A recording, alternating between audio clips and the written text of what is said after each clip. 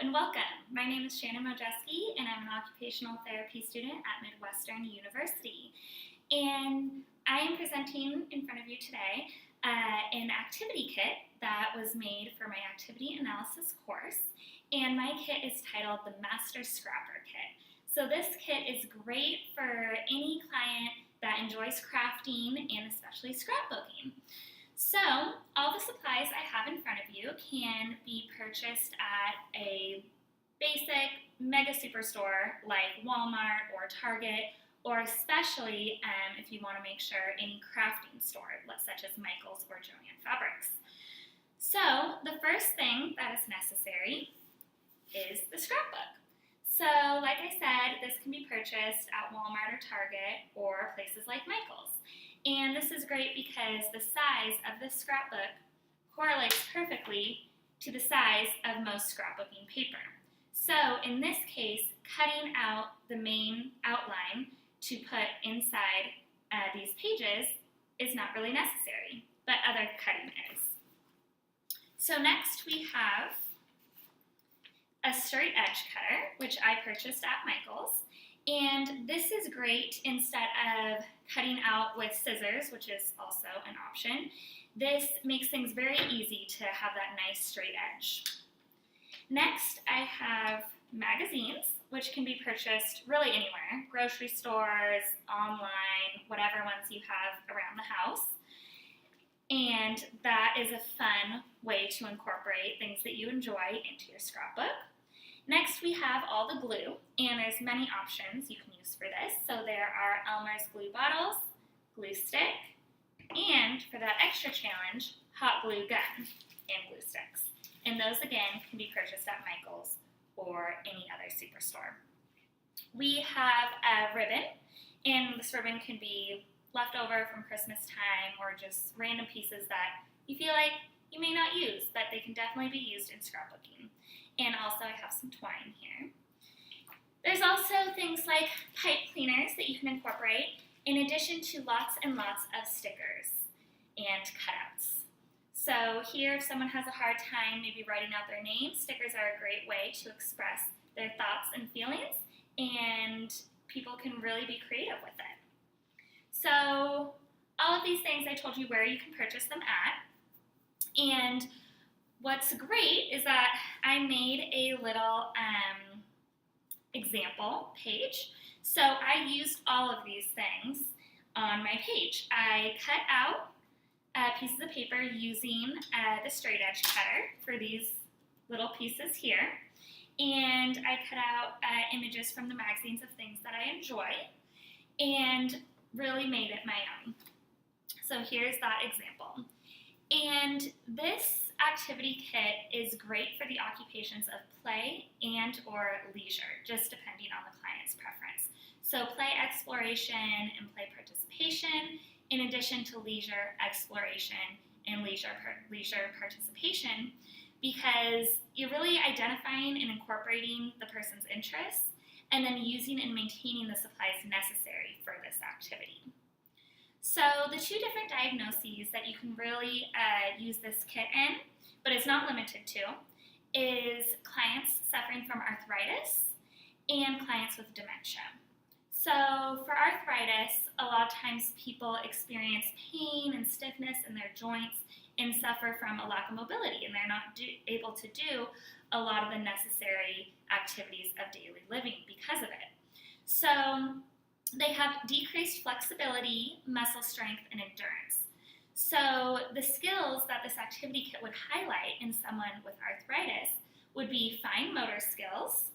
So using all of these little cutouts and glitter, things like that, is really fine motor. Crafting in general involves a lot of fine motor skills, and especially with cutting too.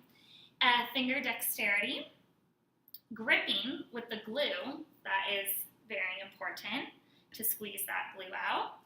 Manipulating, so manipulating the stickers off of the paper, that is sometimes very challenging, and especially someone that is struggling with that finger dexterity and having a hard time, this is a great way to work on that rehabilitation part of it.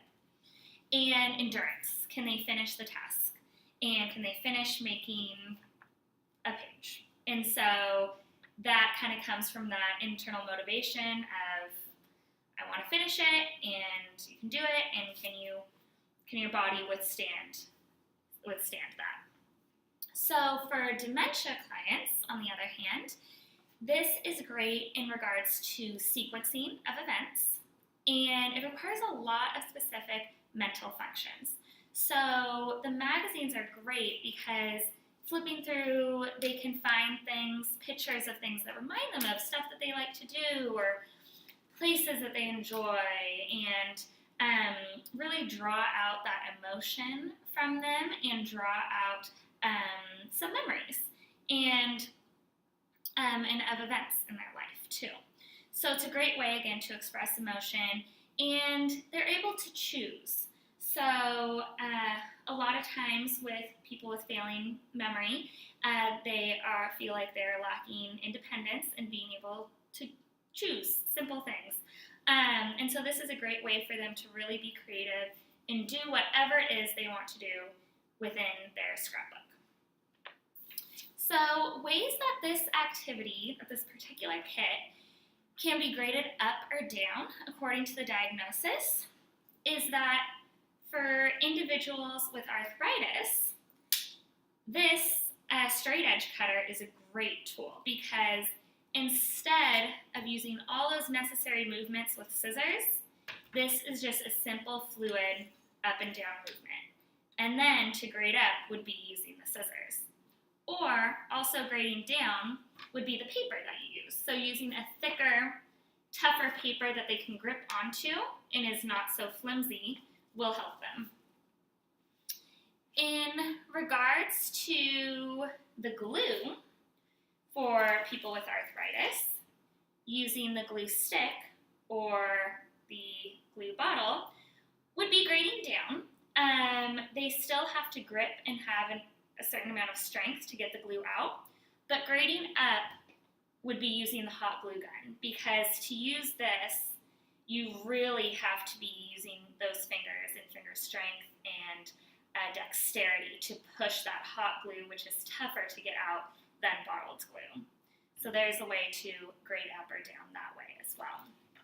For dementia, grading down might include laying out all the items in front of them in a very practical order.